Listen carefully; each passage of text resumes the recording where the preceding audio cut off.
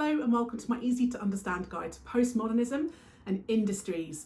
This video is going to be particularly relevant for you if you are studying postmodernism in a little bit more depth, and especially if you are studying the CIE media exam, because postmodernism appears as an optional topic on the second exam paper. The specification says that you need to understand the link between postmodernism and industries, so I'm going to explain some of those links in this video. In the past, prior to postmodern media, it was often big companies that controlled the media. Big companies were able to produce and distribute their products, the news, the facts, the information. So big companies created what Lyotard calls meta-narratives. Have a look at my video for his theory for a bit more information.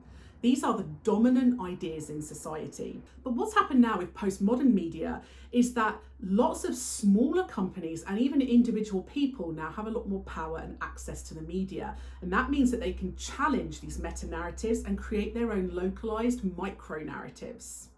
So companies have a lot less power than they did before. Companies used to be the ones that people would put their trust in. So everyone would trust what film companies would say, they would trust what a newspaper would write, they would trust what the BBC would broadcast on their TV. And now what we're seeing is a rise in distrust or skepticism through postmodern products. People are starting to voice their concerns. They're starting to say when they don't believe in something. They're starting to challenge things that have been on television. They're starting to confront companies about the way they're dealing with things. So postmodern products have really made audiences more powerful than companies in many respects.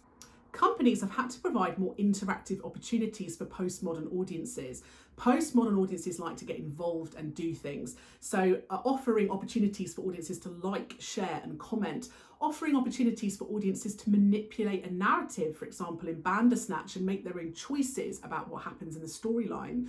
Or for example, in the TV series Kaleidoscope, where audiences are given the opportunity to actually choose which order to watch the episodes of the series in. So companies all the time coming up with new experiences for audiences. In a postmodern world, companies are also able to break the rules. Postmodernism is all about breaking the rules and challenging conventional ways of doing things. So it means that companies are coming up with more interesting ways of constructing the media, whether that's creating hybrid genres, mixing together conventions or products that really probably shouldn't go together. They bringing in sampling and parodies and pastiches. So creating new ways of doing things. And this means that companies are all about challenging expectations of the audiences. Some people feel that because companies are able to break the rules, it might make them more creative.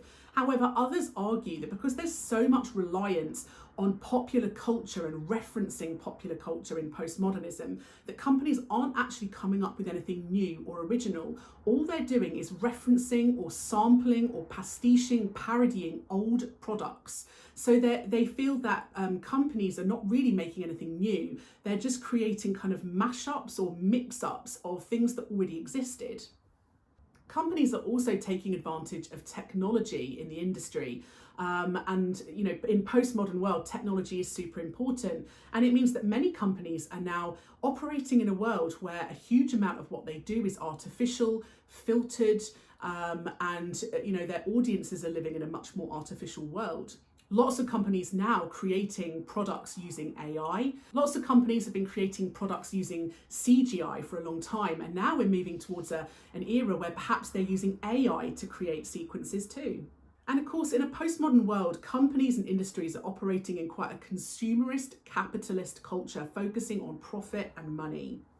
So that was my simple guide to postmodernism and industries. Don't forget to check out my channel for other videos that might be relevant for you.